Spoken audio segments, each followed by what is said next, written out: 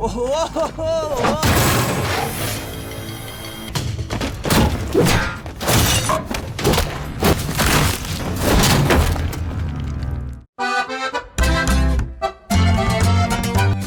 teman-teman, selamat datang di channel Slow Tips. Buat teman-teman slow, aku berharap kalian tetap sehat selalu. Dan jangan lupa untuk selalu menjaga kesehatan di era gempuran cinta yang tak menentu. Oke, di video kali ini aku akan menceritakan filmnya berjudul The Witch Part 2 The Other One yang dirilis pada tahun 2022. Ladies and gentlemen, please enjoy this video. Let's get in rumble.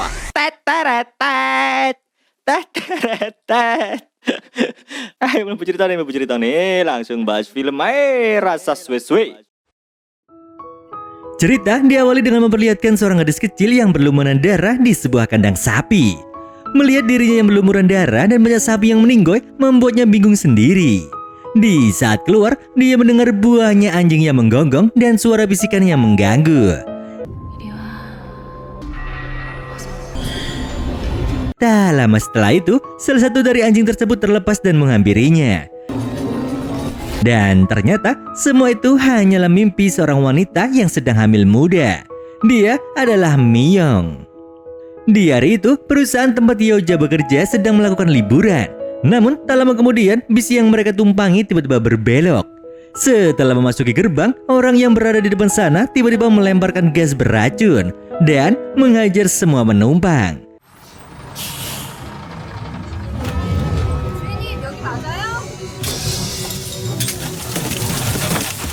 Tak lama kemudian, mereka membawa Miyong pergi dan membiarkan penumpang lainnya begitu saja.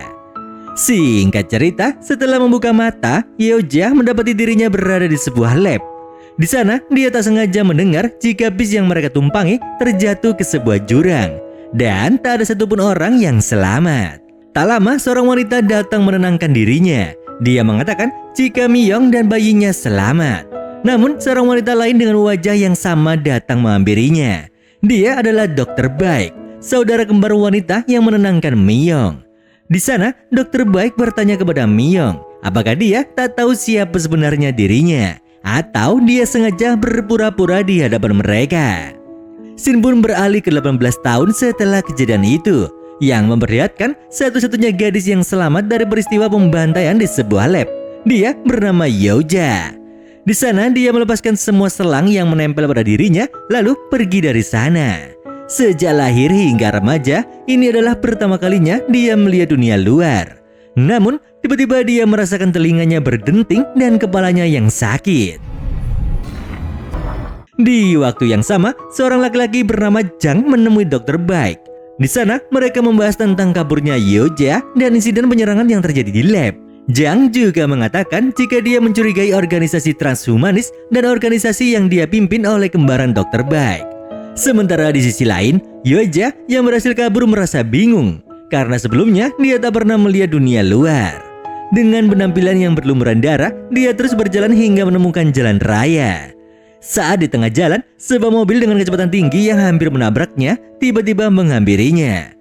Lalu, di saat seorang laki-laki itu menurunkan kacanya, dia bertanya kepada Yoja, kemana dia akan pergi. Namun, karena Yoja tak menjawab apapun, dia pun menyuruh anak buahnya untuk menyeretnya masuk ke dalam mobil. Dan ternyata, dalam mobil itu terdapat seorang wanita yang sedang disekap. Wanita itu bernama Kyung Hee. Di sana, Kyung Hee mengatakan jika Yoja tak ada urusannya dengan mereka. Dia juga menyuruh mereka untuk melepaskan Yoja. Namun, mereka tak mau melepaskan saksi begitu saja. Apalagi di saat Yoja menyebutkan nomor plat mobil mereka dan menyebutkan dengan jelas alamat mereka. Melihat mereka yang terus mengganggunya, membuat Yoja marah. Dia pun menghajar semua orang itu hingga mobil mereka tertabrak pohon. Tak lama, di saat Kyung Hee tersadar dari pingsannya, dia melihat Yoja yang akan menghabisi ketua gangster itu. Dia pun berusaha menghentikannya dan mengambil handphone untuk memanggil bantuan. Dan di saat akan pergi dari sana, Kyung Hee pun mengajak Yoja untuk pergi juga. Tak lama kemudian, paman Kyung Hee yang bernama Park Beon datang menghampiri mereka. Park Beon pun bertanya kepada Kyung Hee tentang apa yang dia alami. Dan di saat melihat Yoja yang mulai pingsan, mereka pun bergegas membawa Yoja pergi dari sana. Singkat cerita, Park Byon yang merupakan seorang dokter hewan mulai memeriksa Yuja. Di sana, dia sangat terkejut di saat melihat banyak potongan besi dan peluru di dalam tubuhnya. Dia pun kembali dikejutkan di saat melihat bekas luka yang ada di tubuh Yuja kembali menutup dengan sendirinya. Setelah selesai melakukan operasi, Park Byon pun menghampiri Kyung Hee. Di sana, Kyung Hee pun menceritakan jika tadi dia disekap oleh para gangster. Para gangster itu menginginkan tanah peninggalan ayahnya untuk dijadikan sebuah resort. Namun karena Kyung Hee menolaknya, mereka pun mengejar Kyung Hee dan menyekapnya. Tak lama, pamannya pun mengatakan jika ada yang aneh dengan Yuja. Dia juga memberikan saran kepada Kyung Hee untuk membawanya ke kantor polisi. Namun Kyung Hee menolaknya dan mengatakan jika dia akan merawat Yuja.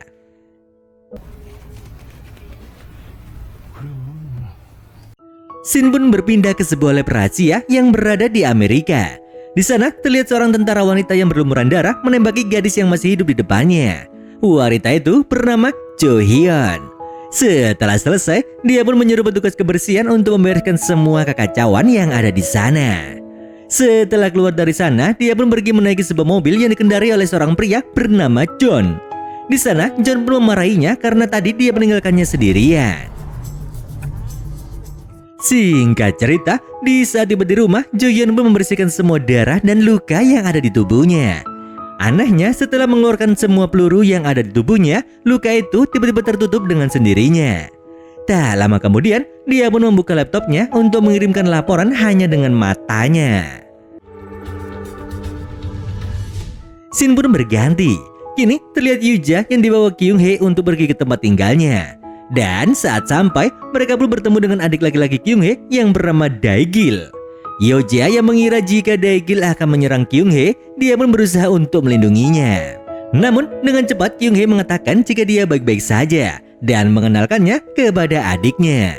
Kyung Hee juga mengatakan kepada Dae-gil jika Yuja akan tinggal bersama mereka untuk sementara waktu. Dae-gil yang tak peduli pun pergi ke kamarnya begitu saja. Singkat cerita, di saat makan malam, Kyung Hee dan Dae-gil yang bertengkar pun tak sadar jika saat ini Yuja telah menghabiskan semua lauk yang ada di meja. Setelah selesai makan, Kyung Hee pun mengantarkan Yuja ke kamarnya. Dia juga memberikan beberapa pakaian ganti untuk Yuja. Tak lama, Kyung Hee mengatakan jika dia sangat berterima kasih kepada Yuja karena dia telah menyelamatkannya. Perlakuan Kyung Hee yang hangat membuat Yuja pun merasa nyaman. Sementara di tempat lain, Dr. Baik memberikan data tentang Yuja pada Jo Hyun yang ternyata dia adalah anak dari Miyong. Yuja adalah salah satu ciptaan mereka yang sangat sempurna, hingga membuat Dr. Baik dan para humanis sangat menantikannya. Dr. Baik juga mengatakan jika Yuja memiliki kembaran yang bernama Jayun. Namun keberadaan Jayun tak mereka ketahui hingga sekarang. Berbeda dengan Yuja, Jayun memiliki kelemahan yang membutuhkan obat untuk stimulus otaknya. Jo Hyun yang penasaran pun mengatakan jika dia akan segera menemukan Yuja dan kembarannya. Namun Dr. Baik mengatakan jika Yuja dan kembarannya adalah monster. Dia pun menyuruh Jo Hyun untuk berhati-hati. Dia juga memberikan sebuah alat pelacak untuk memudahkan Jo Hyun menemukan Yuja dan kembarannya. Singkat cerita, Jo Hyun pun pergi mencari keberadaan Yuja. Namun di saat di perjalanan, tiba-tiba saja mobil mereka diikuti oleh anak buah Jang. Mereka pun membawa mobilnya ke suatu tempat untuk menjebak anak buah Jang. Dan tak lama kemudian terjadilah pertarungan antara Jo Hyun dan anak buah Jang.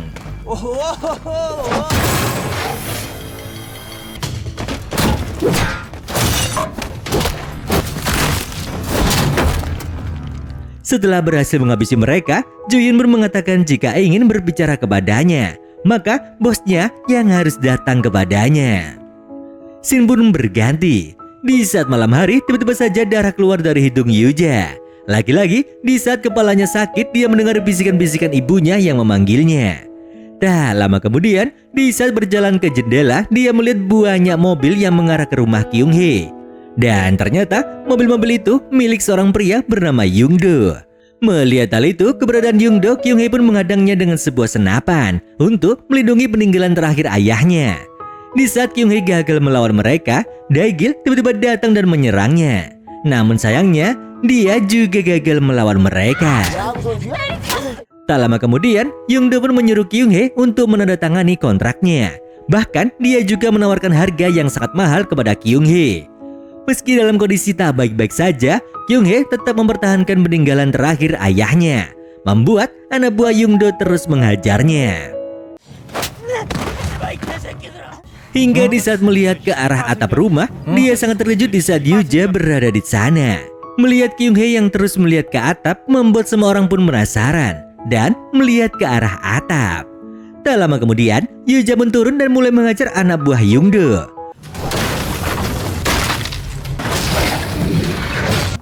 Melihat kekalahan semua anak buahnya, membuat Young-do ketakutan hingga terjatuh. Melihat Yuja yang akan menghabisi Young-do, membuat Kyung-hee menghampirinya dan menghentikannya. Dia pun menyuruh Young-do dan semua anak buahnya untuk pergi dari rumahnya. Setelah kejadian itu, Daegil pun mulai penasaran dengan Yuja. Dia bahkan mengira jika Yuja adalah seorang alien. Dia pun menyuruh kakaknya untuk memperkenalkannya kepada Yuja sekali lagi. Dia berniat untuk membuat video dengan Yuja dan akan diupload ke YouTube agar nantinya mereka mendapatkan banyak penghasilan. Di keesokan harinya, Jang pun menemui Jo Hyun ke sebuah makam. Dan ternyata Jo Hyun dan Jang saling mengenal karena dulu mereka dibesarkan di sebuah lab yang sama. Di sana, Jang mengatakan kepada Jo Hyun untuk segera pergi karena Yuja dan kembarannya sangat berbahaya. Namun, Jo Hyun menolaknya dan mengatakan jika dia hanya sedang menjalankan perintah yang diberikan. Dia juga meminta Jang untuk tak menghalanginya dalam menjalankan tugasnya. Sementara di tempat lain terdapat kelompok lain dari Shanghai yang juga diberi tugas untuk mencari keberadaan Yuja dan kembarannya. Scene pun berpindah. Kini, Young-do dan anak buahnya pun mendatangi klinik milik paman Kyung-hee. Di sana, Young-do yang masih penasaran dengan Yuja pun bertanya kepadanya. Namun tak lama, Young-do dan anak buahnya pun menghajarnya.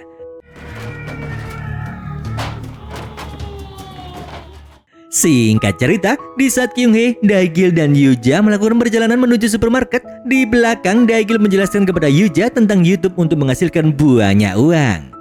Namun, bukannya fokus dengan penjelasan Daegil, Yuja malah fokus pada YouTuber yang sedang melakukan mukbang. Setibanya di supermarket, Yuja pun terpana dengan semua makanan yang ada. Dan tanpa pikir panjang, dia pun mengambil semua makanan yang ada di sana. Tak lama kemudian, dia melihat berbagai macam sampel makanan yang dipajang. Dia pun pergi ke sana dan menghabiskan semua makanan yang ada di sana. Sementara Kyung-hee yang sibuk berbelanja, tiba-tiba saja dia mendapat telepon dari pamannya yang menyuruhnya untuk cepat datang. Di saat sampai di klinik hewan pamannya, Park Beon pun memberi saran kepada Kyung-hee untuk menyerahkan Yuja kepada Young-do. Dia juga menyuruh Kyung-hee untuk menjual tanah peninggalan ayahnya pada Young-do agar mereka tak terus-terusan diganggu. Setelah selesai berbicara dengan pamannya, Kyung-hee pun memutuskan untuk pulang. Namun tak lama kemudian, Jo Hyun menghampirinya dan masuk ke mobilnya. Sementara di kantor Young-do, di saat masuk ke dalam ruangan, dia dikejutkan dengan para remaja yang berasal dari Shanghai. Setelah menghabisi semua anak buahnya, mereka pun bertanya kepada Young-do untuk mencari keberadaan Yuja. Di waktu yang sama, Daegil terlihat sedang menunjukkan video Jaehyun yang sempat viral. Daegil pun mengatakan kepada Yuja jika dia bisa melakukan hal yang sama seperti Jaehyun untuk menghasilkan banyak uang. Daegil pun berjanji kepada Yuja akan membelikannya pizza jika Yuja mau bekerja sama dengannya. Mendengar hal itu, Yuja pun setuju untuk melakukan apa yang dia inginkan.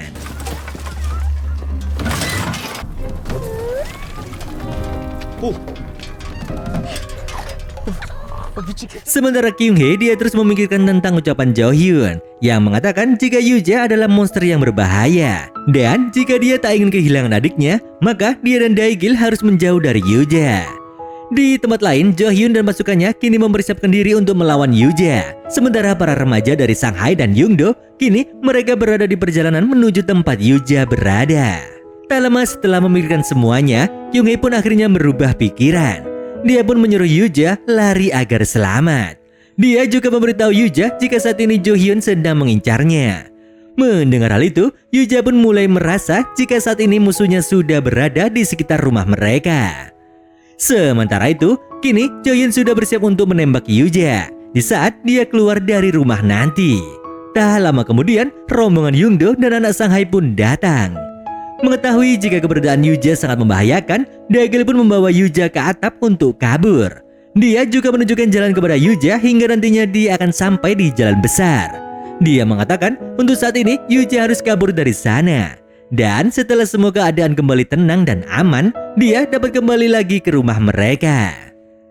Sementara di bawah, Kyung-hee berusaha melawan anak buah Young-do dengan membawa senapan. Namun sayangnya, Young-do lebih dulu menembaknya hingga meninggoy. Dan diikuti dengan ledakan dari anak buah Jo-hyun. Remaja dari Shanghai yang menyadari jika ada orang lain yang mencari Yuja pun mulai bergerak. Sementara Jo-hyun dan John yang mengejar Yuja, kini mereka telah kehilangan jejak Yuja. Tak lama kemudian, sniper dari Jo-hyun kini telah diserang secara brutal oleh salah satu gadis dari Shanghai hingga dia meninggoy. Sementara di tempat lain, Jo-hyun menghentikan Young-do yang akan menghabisi Dae-gil. Dia pun menembaknya hingga meninggoy. Dia juga menyuruh mereka semua untuk pergi sebelum dia benar-benar marah. Namun salah satu gadis Shanghai itu malah tertawa kepadanya dan mengatakan jika Jo-hyun sudah merusak kesenangannya. Tak lama, Jo-hyun pun menyuruh Dae-gil untuk pergi dari mata itu. Namun Young-do yang ternyata masih hidup malah menembaknya. Jo-hyun yang berusaha menghalangi pun gagal karena peluru itu menembusnya dan berhasil menembak Dae-gil. Hingga akhirnya Dae-gil pun menyusul kakaknya yang sudah meninggoy. Singkat cerita, kini Jo-hyun dan remaja dari Shanghai pun mulai bertarung. Sementara Yuja yang melihat kembang api dari langit pun mulai teringat tentang kebersamaan dan kehangatan di saat bersama Kyung-hee dan Dae-gil. Yuja yang mengingat kebaikan Kyung-hee di saat menyelamatkannya pun kembali ke rumah itu. Namun tak lama, dia bertemu dengan gadis Shanghai yang sedang menyeret mayat sniper Jo-hyun. Dengan sangat percaya diri, gadis itu pun mencoba menyerang Yuja dengan pisau miliknya. Akan tetapi, Yuja lebih cepat membalikan pisau dan menancapkannya kepada gadis itu. Di tempat lain, pertarungan Jo-hyun dan para remaja Shanghai masih berlanjut. Di saat Jo-hyun akan menghabisi Young-do, dia kembali dihalangi oleh remaja Shanghai. Di saat berhasil membuat Jo-hyun lemah, para remaja Shanghai itu pun terus saja mengolok-olok dirinya. Dan di saat akan menghabisi Jo-hyun, John pun datang menyelamatkannya dengan sisa tenaga yang dimiliki. Hingga akhirnya dia pun meninggoy juga. Tak lama kemudian, Yuja datang dengan menyeret mayat salah satu gadis Shanghai. Di sana, di saat melihat Kyung-hee dan Dae-gil yang telah meninggoy, dia pun merasa sangat sedih. Sementara remaja Shanghai yang tersisa kini mulai meremehkan Yuja dan menyerangnya. Namun, di saat akan menyerangnya, mereka lebih dulu dihajar oleh Yuja dengan kekuatannya.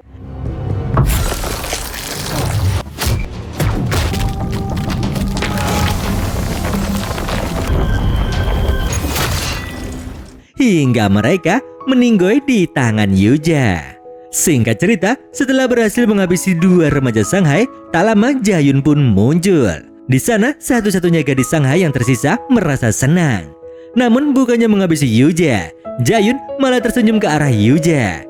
Gadis Shanghai itu pun bertanya kepada Jae-hyun, bagaimana dia bisa kenal dengan Yuja. Jae-hyun pun mengatakan kepada gadis itu jika Yuja adalah adiknya.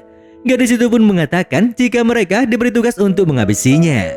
Namun setelah mengatakan itu, Jae-hyun menghabisi gadis itu hingga meninggoy. Tanpa Yuja sadari, ternyata selama ini dia sudah diikuti dan diawasi oleh Jae-hyun. Jae-hyun pun menceritakan jika selama ini dia berada di lab Shanghai untuk membebaskan para remaja Shanghai yang terkuat. Dia sengaja melakukannya agar dirinya bisa bertemu dengan adiknya. Namun, karena tak begitu yakin Yuja adalah adiknya, dia memutuskan untuk mengikuti Yuja ketika keluar dari lab hingga saat ini.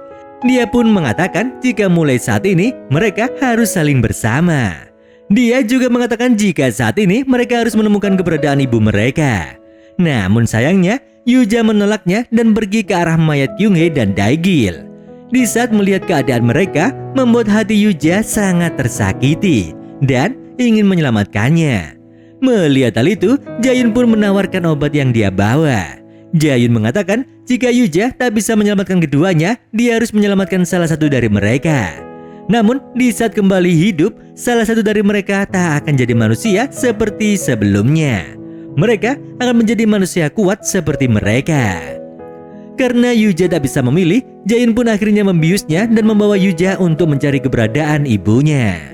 Singkat cerita, kini Dokter Baik mendengar berita dari sekretarisnya jika saat ini Jae-hyun dan Yuja kembali bersatu dan pergi mencari keberadaan ibunya.